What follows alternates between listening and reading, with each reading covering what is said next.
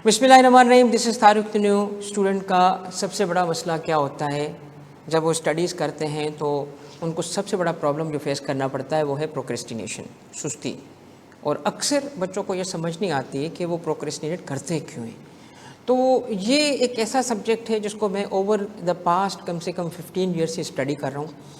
Although आप सबको पता है कि मैं टैक्स मैन हूँ, टैक्स ऑफिसर हूँ, टैक्सेशन पढ़ाता हूँ, कंपनी लॉ पढ़ाता हूँ, मगर मुझसे अगर कहेंगे ना कि सर आपका फेवरेट सब्जेक्ट क्या है, तो मैं कहूँगा जब CSS की मैं स्टडी कर रहा था तो मैंने सोशोलॉजी ऑप्ट किया था, और सोशोलॉजी की वजह से मुझे थोड़ा सा साइकोलॉजी पढ़ना पड़ा।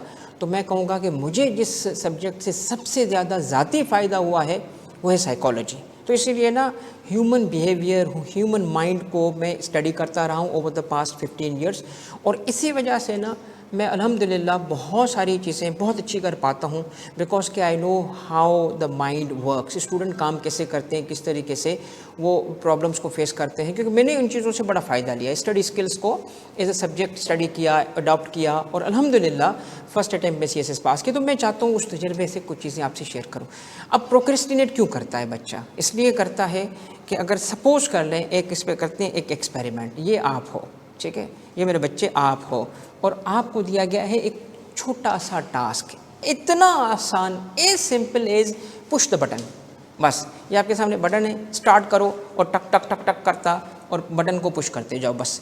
अब ये काम, इसमें क्या है, कौन सी इसके अंदर रॉकेट साइंस? इजीली कर लोगे, कर लोगे। मगर मेरा बच्चा, अगर तो आपको ये काम दिया गया और आपको कहा गया ये तुमने करना है, you have to do it, ये आपकी कंपल्शन है, आप पे लाजिम है ये काम करना, यानी आप अपने शौक़ से नहीं कर रहे हो, ऑन योर ओन अकॉर्ड नहीं कर रहे हो, you have to do it. अब बहुत सारे काम होते हैं ना जो हमें खुद पता होता है, क्योंकि हमें ज़िम्मेदारी उठानी होती है कि मुझे ये करना है, मुझे CA करना है, या बाहर से कहा जाता है तुमने CA करना है। तो जब हम कहते हैं ना, तो मैंने इसके लिए एक नाम रखा है, इस किस्म के टास्क के लिए मैं इनको हमेशा बोलता हूँ कि ये क्या है, ये MDT है। MDT को याद रखना, ये मैंने टर्म कॉइन किया है। क्या? MDT, must do task. क्यों? क्योंकि द मोमेंट कोई मस्ट डू टास्क बन जाता है तो हम फेस करते हैं रेजिस्टेंस। बहुत सारे काम हैं जो आप शौक़ से करोगे। अब आपको अगर लेट सपोज के कोई नेटफ्लिक्स सीरीज़ देखनी है तो कोई रेजिस्टेंस नहीं है, अपन बैठेगा भाई पूरी पूरी रात, 2-2 रातें लगा के सीरीज़ देख लेगा, ठीक है। बीवी कोसती रहेगी, भाई क्या तुझे पागल हो गए हो? मैं कहा यार रुक ज़रा, देखूँ तो ये अगली जो किस्त में क्या हो रहा है। तो द थिंग इज़ कि मेरा बच्चा, जब मस्ट डू टास्क होगा तो रेजिस्टेंस आएगी। रेजिस्ट कौन करता है? आपका अंदर। आप उसको नहीं करते। क्यों नहीं करते? कितना आसान काम था भाई, इतना आसान कि एक फ़िलासफ़र है जॉन पेरी। जॉन पेरी ने इस पे किताब लिखी है, और जॉन पेरी कहता है कि उससे बड़ा प्रोक्रेस्टिनेटर दुनिया में है ही नहीं। क्यों?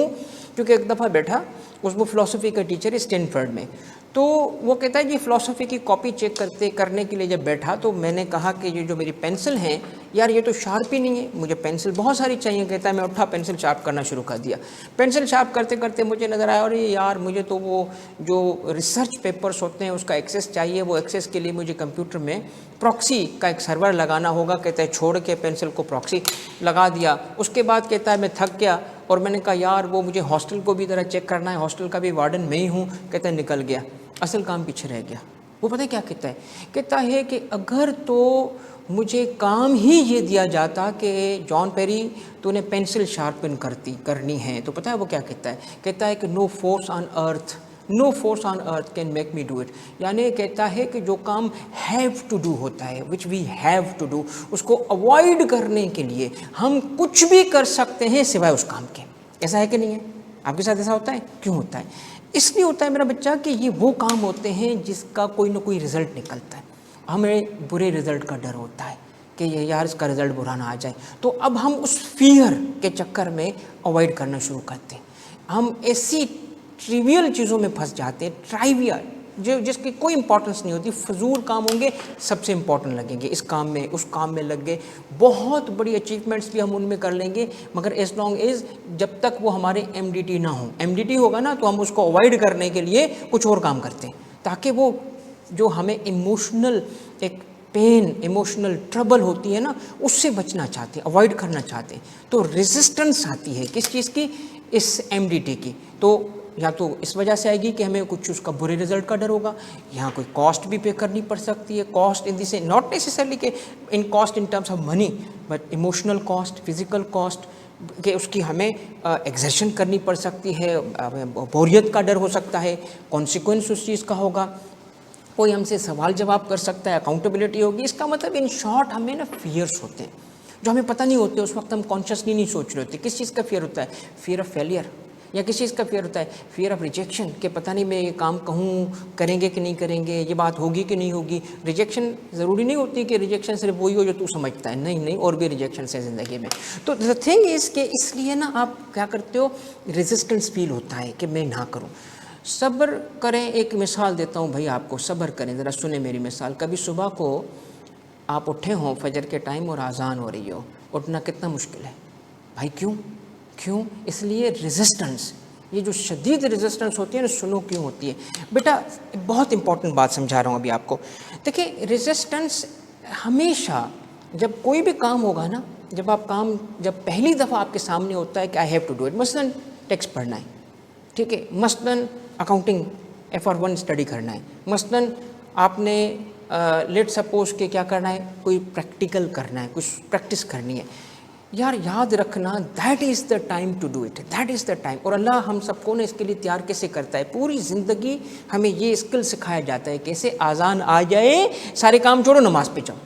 یہ نا ہماری ٹریننگ ہوتی ہے، یہ ٹریننگ ہو رہی ہے کہ پہلا جو وقت ہوتا ہے نا اس میں ریزسٹنس از ایٹ دا ویکسٹ. اور جیسے آپ اس کو نہیں کرو گے، اوائڈ کرو گے، اور کاموں میں لگ جاؤ گے، تو جیسے ٹائم گزرے گا یاد رکھنا ریزسٹنس ایک ایسے لیول تک پہنچ چکی ہوتی ہے کہ وہ MDT کرنا امپاسبل بن جاتا ہے، ویری ڈیفیکلٹ. ہم اس کو اوائڈ کرنے میں زیادہ اسٹرگل، زیادہ محنت، زیادہ پین اٹھا لیتے ہیں بنسبت کے اس سادہ سے کام کو کر لیتے. اپ فرنٹ کر دیں، پرسکون ہم بعد میں نا شام گزار سکتے ہیں، پرسکون ٹائم گزار سکتے ہیں. جبکہ سکون بھی نہیں ملتا. کیوں نہیں ملتا؟ بیک آف دا مائنڈ پہ وہ ہوتا ہے مجھے یہ کرنا ہے، میرے لیے یہ تھا. اب اس کو اوائڈ کرنے کے لیے نا کسی اور ٹاسک کا، کسی انٹرٹینمنٹ کا، کسی سے گپ شپ کرنے کا، وہ جو نشہ ہم کرتے ہیں نا، اس نشے میں ہم کیا کرتے ہیں، وہ پرابلم تو اپنی جگہ کھڑا رہے گا نا. تو اب ریزسٹنس جب آتی ہے نا ہمیں، تو ریزسٹنس کی وجہ سے ہم اس کو اوائڈ کرتے ہیں. اور جب ہم اوائڈ کریں گے تو دس از وائی وی پروکریسٹینیٹ. ٹھیک ہے، اب اس کا حل کیا ہے، کیسے کریں؟